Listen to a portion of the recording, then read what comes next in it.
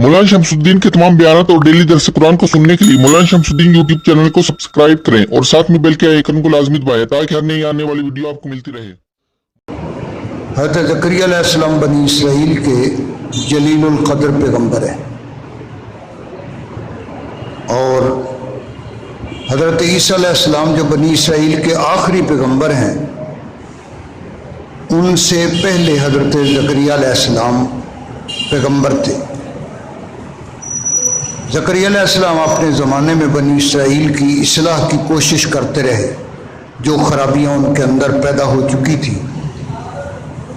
बनी इसराइल के कुछ लोगों ने उनको कबूल किया और यहूदी जो बादशाह थी तो वो ज़करिया अलैहिस्सलाम की उन सारी इस्लाहात के ख़िलाफ़ थी। इसलिए उन यहूदियों ने ज़करिया अलैहिस्सलाम उनकी तबलीग के सिलसिले में जो असरात थे, उन असरात को ज़ाइल करने की बहुत ज़्यादा कोशिश की। ज़करिया अलैहिस्सलाम अपनी कोशिश करते रहे और इसी सिलसिले में अल्लाह की बारगाह से औलाद नहीं थी, अल्लाह की बारगाह से बेटा मांगा। उस बेटे के मांगने का एक सबब फौरी पैदा हुआ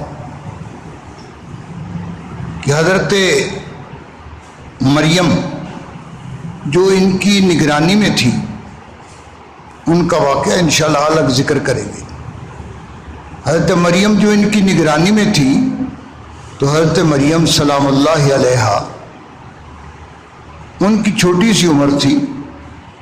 उनके जिस्म की नशो नमा जो है वो जैसे बच्चे महीनों के अंदर बड़े होते हैं, दिनों के अंदर इतनी बड़ी, और इसीलिए बलूगत की उम्र जो है उनकी 9 साल, 9 सवा 9 साल की उम्र में वो बलूगत की उम्र तक पहुंच गई। तो हज़रत मरियम जो हैं वो इनकी ज़ेरे तरबियत थी। हज़रत ज़करिया अलैहिस्सलाम के पास उस कमरे की चाबी थी जिस कमरे में अंदर वो इबादत करती। जब भी कुल्लमा दखल अलैहा ज़करिया अल-मिहराब, जब भी कमरे में ज़करिया अलैहिस्सलाम उनके हाथ तशरीफ़ ले गए, वजदा इंदहा रिज़्क़ा, उनके पास कोई फल पाए जो उस वक़्त बैतुल मुक़द्दस के अंदर नहीं थे। बैतुल मुक़द्दस में भी हर तरह के फल होते हैं, जैतून और इंजीर और इसी तरह के दूसरे फल, क्योंकि सरसब्ज़ व शादाब इलाका है ये, शाम और फ़लस्तीन का इलाका नहायत सरसब्ज़ व शादाब है। चश्मे भी हैं, ज़मीन भी बेहतरीन है, फल भी हर तरह के होते हैं। ये फसलें जो हमारे यहाँ होती हैं, ये सब फसलें शाम के अंदर पाई जाती हैं।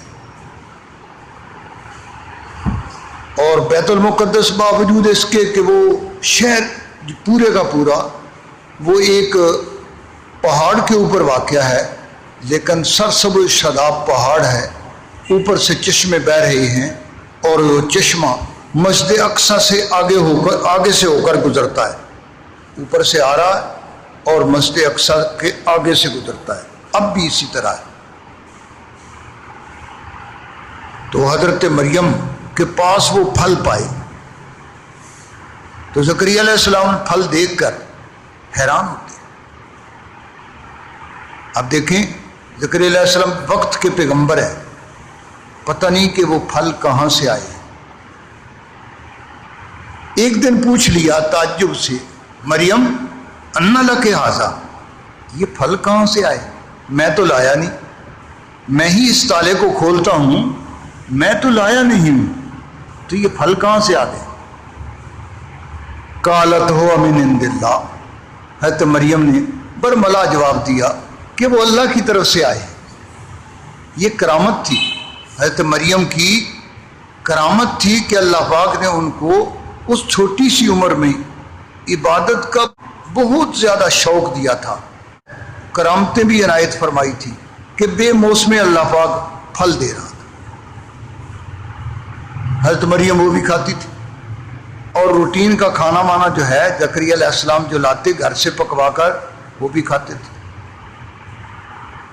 تو زکریا علیہ السلام نے جب یہ سنا تو دل کے اندر ایک بات آئی کہ بھی میرے جو اولاد نہیں ہے اور بال سفید ہو گئے، بڑھاپا آ گیا، واشتعل الراس شیبا، بڑھاپا آ گیا، لیکن اب تک نہ بیٹا ہے نہ بیٹی ہے۔ تو زکریا علیہ السلام کے دل میں آیا کہ یہ جو ذمہ داری ہے نبوت والی اور یہ کام ہے لوگوں کو واعظ و تبلیغ کا، اس کے لیے بیٹا مناسب ہے کہ وہ کام کرے۔ تو اللہ کی بارگاہ میں درخواست پیش کر۔ اب علماء نے یہاں ایک عجیب نکتہ لکھا کہ درخواست پیش کرتے ہوئے تو نہیں خیال آیا کہ میں بوڑھا ہوں، بیوی بانجھ ہو چکی، اولاد جننے کے قابل نہیں، لیکن جس وقت اللہ کی طرف سے ملنے کا وعدہ ہو گیا تو زکریا علیہ السلام نے اس وقت تعجب کیا۔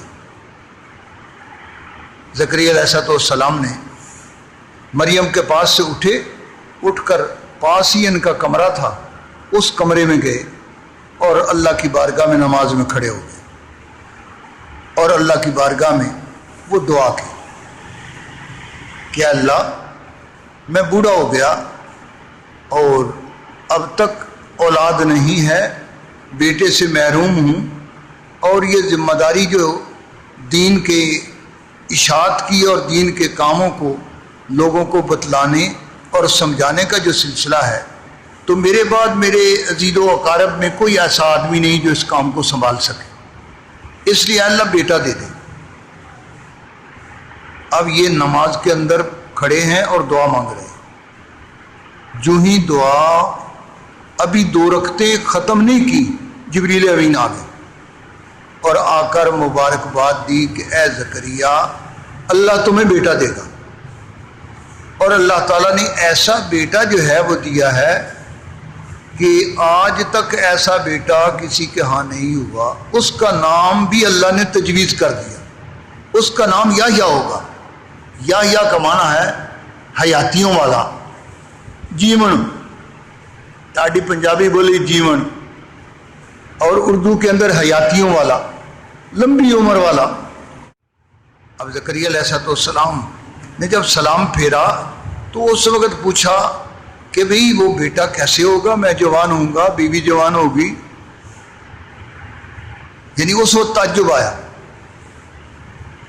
تو جبریل امین نے عرض کی کہ حضرت اسی طرح جیسے آپ اب ہیں آپ بھی اسی طرح ہوں گے، بیوی بھی اسی عمر کے اندر رہے گی، اور اللہ تعالیٰ تمہیں بیٹا دیں گے اسی بیوی سے۔